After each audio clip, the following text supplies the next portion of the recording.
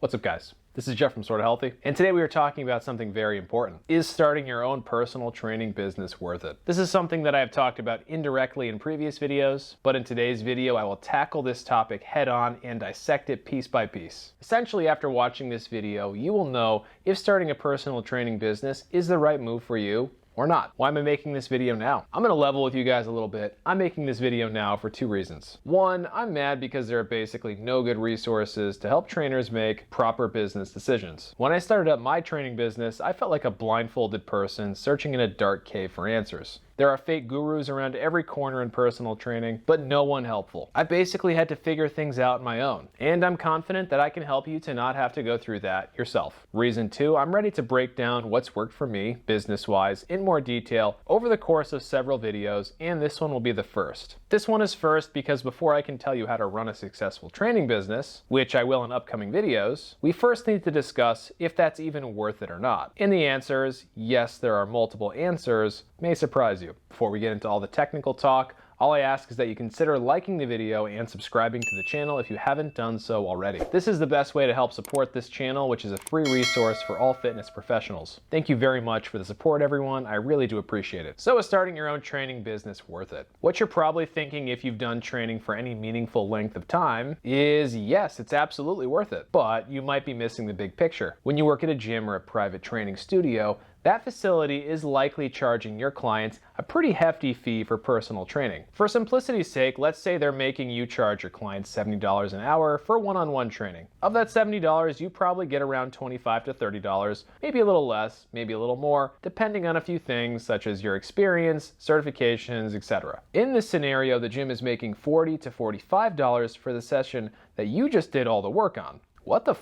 You might say to yourself, why don't I just go train this client somewhere else and make all the money for myself? Well, okay, maybe you could do that, but it won't be as easy as you think, and you won't make as much money as you think. We're gonna spend a lot of time breaking down this $70 session and where that money really goes. We're spending lots of time here on this whole you only getting 30 to 40% of the training session, because this is ultimately why most trainers do try and go off on their own. Why is going off on your own as a trainer so hard anyways? Well, the gym is pretty easy. They have all the equipment in a convenient place, they have scheduling software, they have billing software, they have forms, they have parking, they've got protein smoothies, they've got it all. As soon as you go off on your own, you lose all of that. And sure, you can get your own equipment and software and even protein smoothies if that's your thing, but those things do add up and cost quick, and we'll talk more about that later. When leaving a gym to train clients elsewhere, you do have a few options as to where you'll continue to do your work. Option one is mobile training. You could train clients in their homes, or you could train them in a location of their choosing. Option two would be training clients in your own home, and option three would be training clients in a rented space. By the way, you could say training your clients online is a fourth option here, and I think that's half true. Training online is different enough so that I consider it an entirely different service. There are similarities, sure, but the duties are different, and more often than not, the clients who are interested in it are also different. Therefore, we will not be discussing online training today. Today we are talking about running an in-person business. Back to the other options: mobile training,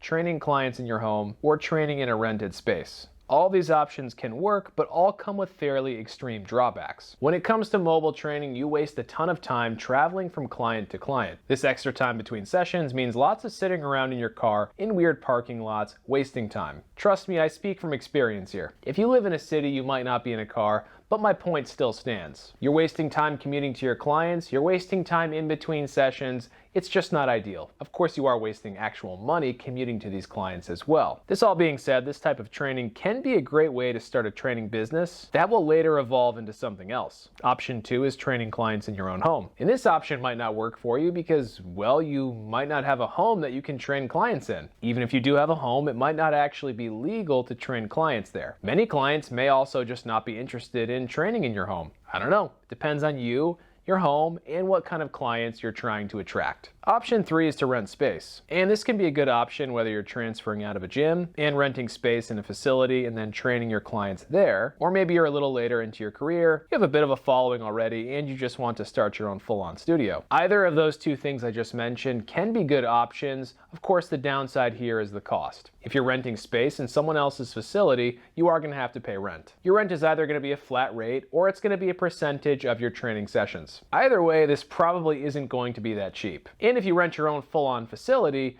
your overhead costs are going to be very high right off the bat. Your earning potential is good here, but the risk is considerable too. Don't even think about renting your own entire facility or space until you've been doing this for a good while. I've broken all this stuff down in more detail in other videos, like this one right here, so if you're interested in this stuff, check out this video at some point. We're not talking about the pros and cons of different training businesses today. I don't want to get too off topic. Something that I mentioned a few times when talking about these training business options was cost. It's probably going to cost you more than you think to run any of the previously mentioned training businesses. And let's take a quick look at why. Let's go back to that $70 session. You may think that your share of that $70 is about to go from that 30 to 40% to 100%, right? Well, yes, but you won't keep a big chunk of that money. This is due to overhead, and that would fluctuate quite a bit depending on which of these options that you go for. Some overhead expenses that you will pay include travel cost if you're commuting to your clients. This is relatively low, again, making mobile training a good starting option. Location cost, and this would pretty much only apply to renting a space, but in that case, you would be responsible for rent in some form or another, and sometimes you might even have to pay a percentage of utilities. This is likely to be your biggest expense eventually if you want to make running a training business your full-time career. Supplies cost, you need equipment no matter what, but this doesn't have to be too much money, believe it or not. Payment processing plus scheduling cost. You lose about 3% of every transaction you do by credit card. You'll also likely have to pay for specialized scheduling software eventually. We use Vagaro in our studio here. It's actually pretty affordable and works really well. Then you have marketing cost. Once you're up and running and you have some traction, you will likely start to spend some money here. If you are running your own in-person personal training business, you will need a website. Unlike with an online training or online coaching business, relying on your social media alone is not a good strategy. Paying for advertising beyond that isn't worth it in the beginning. Free options are actually pretty available. Next up, we have taxes. This one hurts. It hurts real bad. When I started working for myself exclusively, the amount of money I paid in taxes increased dramatically. And that wasn't because my pay went up right away. When you're employed by someone else, you pay 6.2% of your pay into Social Security and 1.45% of your pay into Medicare. This means 7.65% of your total pay goes away just for those two things. When you're self-employed, that number doubles. You are now responsible for paying 15.3% of your total pay to Social Security and Medicare. Your employer covered half of it for you before, but now you're self-employed, so it's all on you. In addition to this, your taxes became way more complicated. You'll probably have to hire an accountant now, and that's another business expense. There are other miscellaneous expenses too, such as insurance to protect you as a trainer, but also you'll have to cover your own health insurance as well. Then there are a bunch of other random expenses too. So back to that $70 session. Yes, you do get to keep all of it, until this happens. I would guess that instead of making this much per session, working for someone else, you probably make this much now when you take away all the other expenses. Of course, this number varies pretty dramatically. That is a ton of extra work for a modest, but also significant increase in pay. So back to our original question. Is starting your own training business worth it? I think you guys all know the answer to this question. It depends. For some of you, it will be worth it, and for others, it won't be worth it. If my explanation of overhead and where your money goes, and all that other stuff, turns you off from the idea of running your own business, anything more than a very small amount, yeah, it's probably not for you. Running your own training business is a hard road. According to Small Biz Trends, only 40% of small businesses are profitable, and most fail within the first 5 years. So if you're discouraged at all by me breaking down the real numbers for you, or stats for that matter, well, either way, toughen yourself up before you go off on your own, or simply just don't go off on your own. Acquiring training clients in a gym or studio is like playing a video game on either easy or medium mode, depending on where you work. As soon as you go off on your own, the difficulty gets turned up to hard mode pretty much right away. Going off on your own and running your own training business is worth it if you, 1, like a challenge, 2, don't mind doing extra work. We're talking 50 plus hours a week most likely. 3, really want to work for yourself. 4, aren't afraid to take risks. And 5, want to do something that could possibly change the world. If anything I just said doesn't sound like you, well then again, it's probably just not for you. However, if all of what I just said does sound like something you'd be into,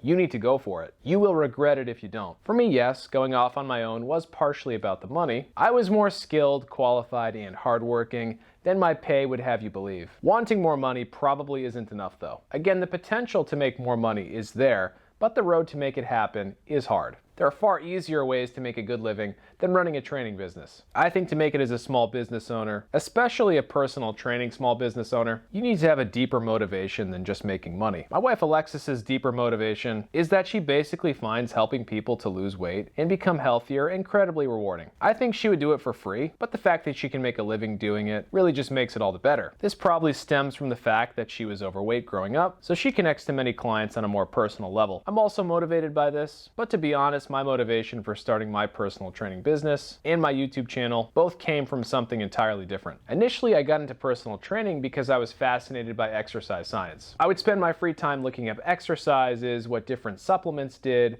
how your body would change if you changed up your diet. I loved all of that stuff. If those kinds of things were all I cared about though, I would be kind of stupid to start up my own training business. After working in the industry for a few years, I did start to see how scattered and dysfunctional personal training really was. There were barely any rules or regulations, only certifications that offered mediocre education. Seeing how other trainers operated in different gyms and studios, I knew I could do it better, so I opened up my own facility, and I did. And now with this YouTube channel, I'm trying to help educate the next wave of trainers. This field needs some good, reliable information that is free and easily accessible. In the end, making money along your journey is great, but you need a deeper purpose and passion to survive in the grind that running your own business really is. You need to be obsessed to make it as a small business owner. If you're not, you won't last. As far as the pros go for running your own personal training business, I kind of did mention them for you a little bit already. The first pro is that you do have the potential to make considerably more money when you're working for yourself. Despite all of the overhead, there are absolutely ways to make a ton of cash working for yourself, even as a trainer, if you're persistent. More important than making a little bit of extra cash, though, is that this gives you the opportunity to change the world. When you're running your own training business, the possibilities are endless. You could be the next Elon Musk or Jeff Bezos or someone else who invented something meaningful, but kind of like the fitness, personal trainer version of that. If you never take the risk of going off on your own and you stay working in that gym or fitness facility, doing the same thing day in and day out, those life-changing opportunities will never come. And ultimately, there is nothing wrong with that. If you're making a good living training your clients and you're perfectly happy doing that and you don't want anything more, then I think you should stay doing that. If you're willing to work much harder and if you ultimately want to change the world, you will eventually have to go off on your own. Nothing great in life comes without risk. And that's all we have for today, everyone. Sorry about all the negativity in the beginning of this video. I just feel like oftentimes trainers go off on their own purely for the extra money, and I think that unfortunately they are a little bit misguided in that. Hopefully today's video did help to put a lot of this stuff into perspective for you guys though. As always, if anyone has any questions, feel free to leave those below and I will answer them. And if you haven't already, please consider liking the video and subscribing to the channel because both of those things do help the channel to grow, which does allow me to keep making more free content for all of you. Thank you very much for watching, everyone, and until next time, stay sorta healthy.